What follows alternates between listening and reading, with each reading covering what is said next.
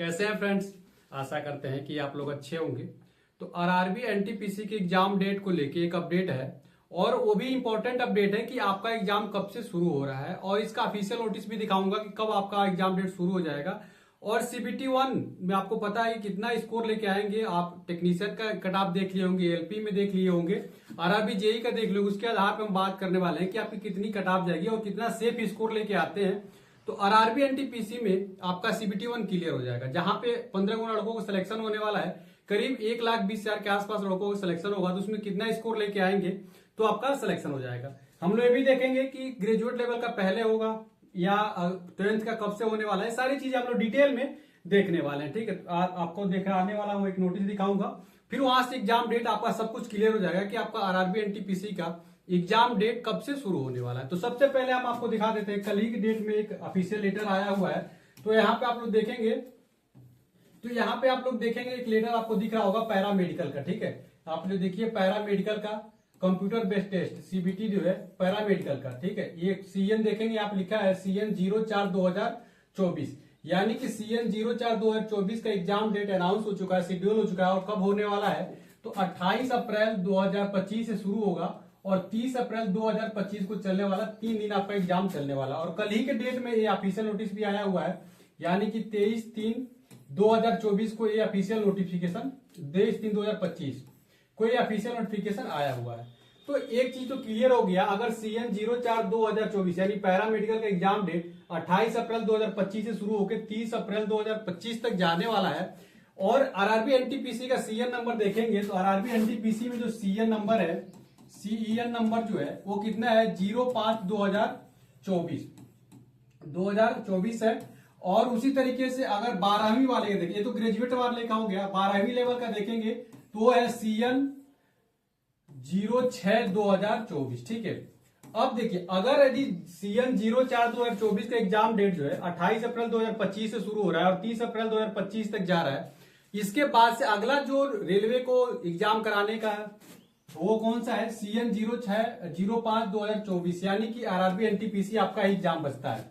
इसके बाद से रेलवे के पास एग्जाम बचता है किसका, आरआरबी एनटीपीसी का ग्रेजुएट लेवल का। तो अगर बात कर लेते हैं आपका एग्जाम कब होगा, तो देखिए 28 अप्रैल 2025 से लेके 30 अप्रैल तक तो आपका पैरामेडिकल वालों का एग्जाम है। आपको मैं दिखा दिया, ऑफिशियल नोटिफिकेशन कल ही आ चुका है। अब बात आती है आरआरबी एनटीपीसी वालों के लिए।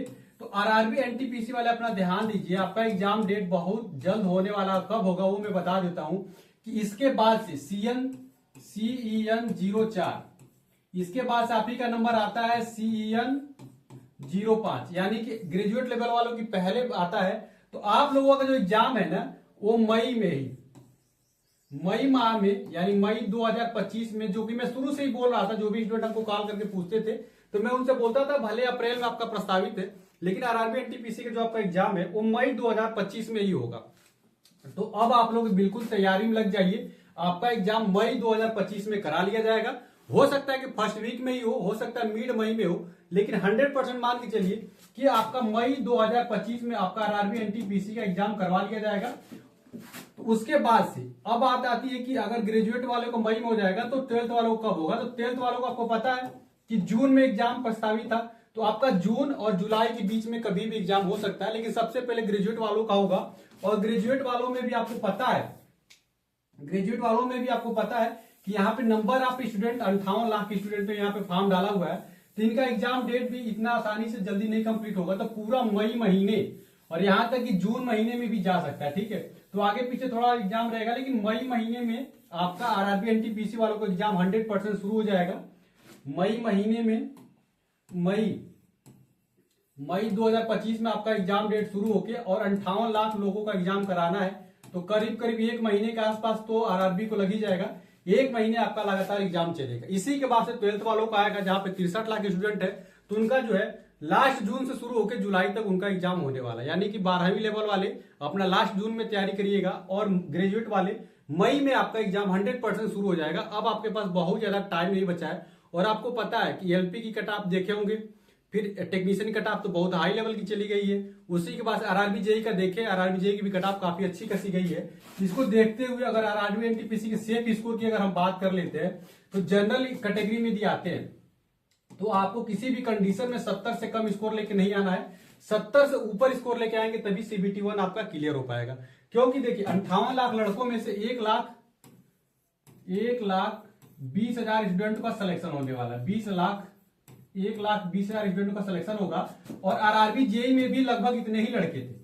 आरआरबी जेई में भी करीब इतने ही लड़कों का सिलेक्शन हुआ था। तो वहां पे हर जनरल कैटेगरी का 70 से ऊपर स्कोर चला गया था। तो यहाँ पे तो 58 लाख लड़कों में से 1 लाख का सिलेक्शन होने वाला है। आरआरबी जेई में तो मात्र 11 लाख लड़के ही थे, 11 लाख ही लड़के थे। तो 11 लाख लड़कों में से अगर 1 लाख का सिलेक्शन हुआ तो भी 70 चला गया था। तो आपका हो सकता है आरआरबी एनटीपीसी में थोड़ा सा टफ लेवल के सवाल आते हैं तो इतना आसानी से बनता नहीं है। फिर भी आप लोग जनरल कैटेगरी में तो 70 से ऊपर स्कोर लाइएगा तभी आप अपने आप को सेफ महसूस करिएगा। ओबीसी और ईडब्ल्यूएस वाले 2 से 4 नंबर कम रखेंगे, एससी वाले 2-4 उनसे भी कम रखेंगे और एसटी वाले तो यहां से 10 नंबर कम रखेंगे। यानी 55 से 60 के बीच में भी एसटी वाले ला देते हैं तो उनका सिलेक्शन हो जाएगा। लेकिन फिर भी आपको 70 से ऊपर ही लेके चलना है तभी आरआरबी एनटीपीसी ग्रेजुएशन लेवल में 100% सिलेक्शन होगा। 12th वालों की बात करें तो उनको तो 75 से ऊपर लेके आएंगे तभी अपने आप को सेफ महसूस कर सकते हैं। अन्यथा कट ऑफ बहुत ही हाई जाने वाली सीबीटी 1 आपको तो पता चल ही गया होगा। ठीक है, यानी कि अब आपकी तैयारी में बहुत ज्यादा टाइम नहीं लगा है। सेफ स्कोर मैंने बता दिया और अपनी तैयारी में जुट जाइएगा। और निश्चित तौर पे मॉक टेस्ट वगैरह सब कुछ आप अच्छे तरीके से सिलेबस भी आपने कंप्लीट कर ही लिया होगा। कोई दिक्कत होगी तो कमेंट करके पूछ लीजिएगा। वीडियो कैसे लगी वीडियो को लाइक कर दीजिएगा, चैनल को जरूर सब्सक्राइब कर लीजिएगा और व्हाट्सएप गुरुजी के डिस्क्रिप्शन में उससे भी जुड़ जाइए। मिलते अगली वीडियो में फ्रेंड्स, तब तक के लिए फ्रेंड्स जय हिंद।